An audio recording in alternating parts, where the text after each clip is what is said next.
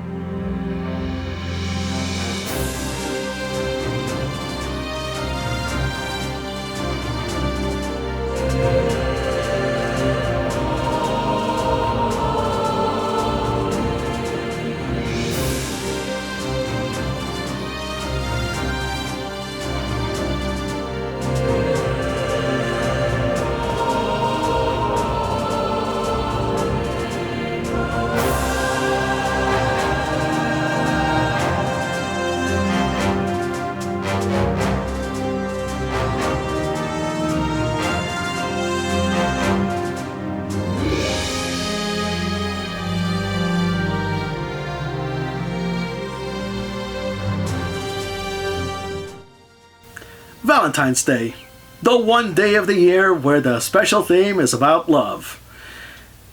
Couples going out for some good eats, or just simply showing their affection with one another. So wonderful. But here's the thing, folks. Valentine's Day doesn't have to be limited to just that. Oh, heck no. Love can also come in the form of the hobbies that you like. Like in my case, I love me some video games. But it's not just any game that I would like. I would like to see video games that have some good action, some good stories, and bloodshed all around.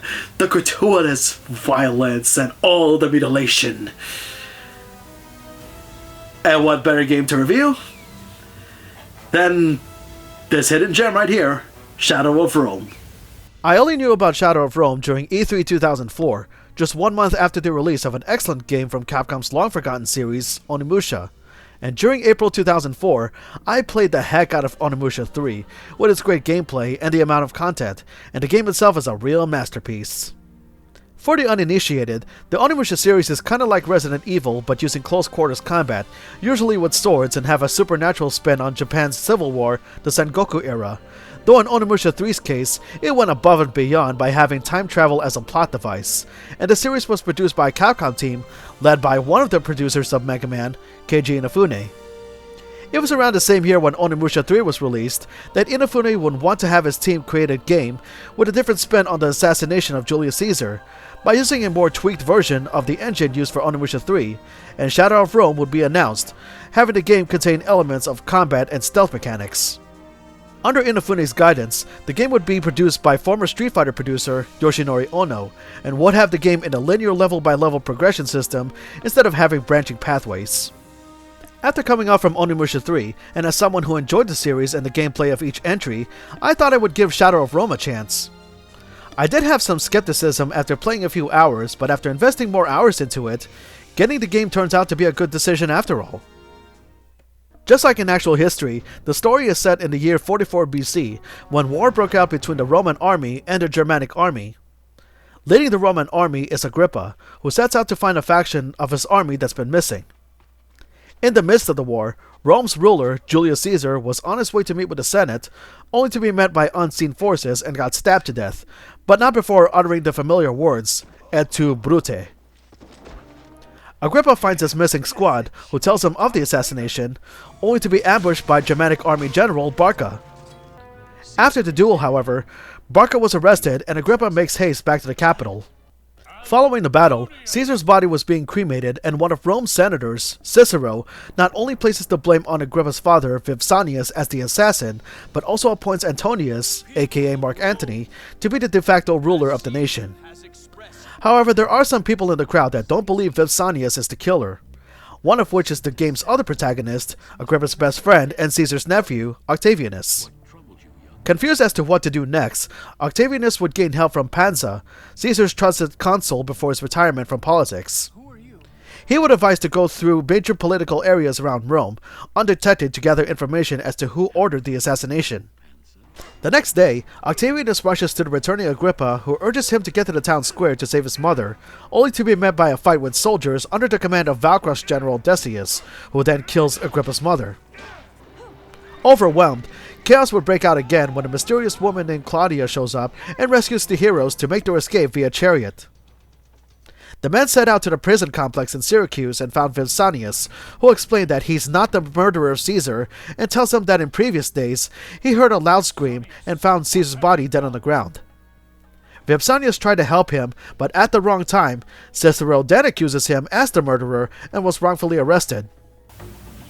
Definitely a life lesson right there. If you see a deceased body from a far distance, don't even think, under any circumstance, approach it at all. And the reason why I say this is because it's very cliched to where that if you even think about approaching it and you even touch the body, you're guaranteed to be wrongfully fingered. I mean, look what happened to Lara Croft in that god-awful Tomb Raider Angel of Darkness. Just as Vipsanius mentions Caesar's last words to the heroes, he then tells them to break out of the prison before they get arrested as well. After meeting back with Claudia, Octavianus decides to head back to the Foro Romano to get help from Pansa, after thinking that et tu, Brute meant that there's more than one killer, with one of them having the name Brutus. As for Agrippa, he decides to give up his position as a centurion and decides to become a gladiator after Octavianus and Claudia informed him that the winner of the gladiatorial games would be named the executioner of Vipsanius, and with no other recourse, Agrippa tells Claudia that to save Vipsanius, he has her take him to our brother, who runs the games, and I'll leave the story at that. This is an interesting take in Roman history, as the studio took some liberties of the actual historical event and made it into a murder mystery, mixed with suspense and interesting twist as more events would unfold when progressing with the plot. The characterizations, usually on the Octavianus side of the game, are really good, and I thought the overall story is told well. Sound presentation for the game is great. The music does a good job of conveying different atmospheres. It could be very calm, soothing, and regal, like going around the city of Rome, or something heroic and intense when fighting inside the arena. It also has nice sound effects, from weapons clashing to connecting attacks and even blood splattering. The voice acting is not bad either, although I only knew 3 of the voice actors in the game. Most notably Octavianus, as he is voiced by Scott Menville, the voice of Robin in Teen Titans, and Teen Titans Go. Seriously, that show needs to go away. For a 2005 game, the aesthetics of the game look wonderful. While the CG cutscenes aren't as epic as that of Onimusha 3, it still gets the job done and are animated nicely. Same goes for the in-game graphics. The characters in the game have good animations, definitely utilizing the Onimusha 3 engine nicely. The environment has some nice textures, particle effects in some sections, and such vivid lighting effects, and all the buildings and structures are well designed to convey the atmosphere of ancient Rome. The gameplay is divided into 2 sections, action for Agrippa and stealth for Octavianus. As Agrippa, you'll be fighting in many gladiatorial matches of varying difficulty and stipulations. You can make use of any weapon that you see in order to win matches like swords, maces, spears, or bows. You can also make use of your own fist and body as well, whether you try to steal your opponent's weapon, or do a shoulder tackle to force them to drop their weapons.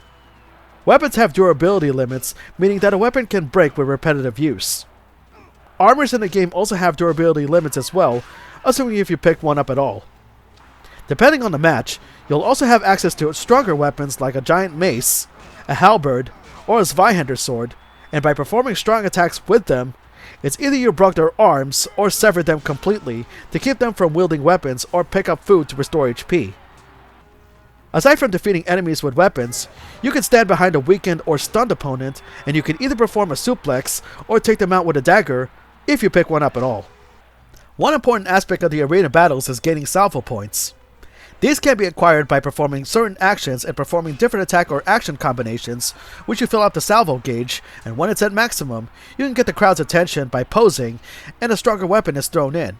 But you gotta hurry to get it because the AI is very smart to run to a good weapon when they see one. Once the battle is over, you'll be given a rank based on how much salvo points you got, and in some battles, you need to obtain a certain number of points before defeating your last opponent. Some battles play out on different rules. It could be a free-for-all, to making a siege at a fort and be the last one standing, to team battles where you have to destroy the opposing team's statues, rescuing prisoners and guide them to the exit, or score the most kills over your rival. And you're not limited to just using weapons to win, as in some matches, you can also use the environment to your advantage, whether you crush enemies with a death trap, to burning them alive, or suplex them into a bed of spikes. You're not just fighting battles on foot, as later in the game, you'll participate in a high-stakes chariot race called Circus Maximus, and your goal is to either win first place, or eliminate all racers with your axe or whatever weapon you got from the handler as you loop across the track. The bosses in the game have high damage outputs if you don't know what you're doing, so you have to time your counterattacks just right and strike back. It can range from brutes like Barca, to dueling Narclistes while on a moving chariot, which is tricky in hindsight, or taking on a shaman named Ascari and his elephant, which can be intimidating unless you find its weakness.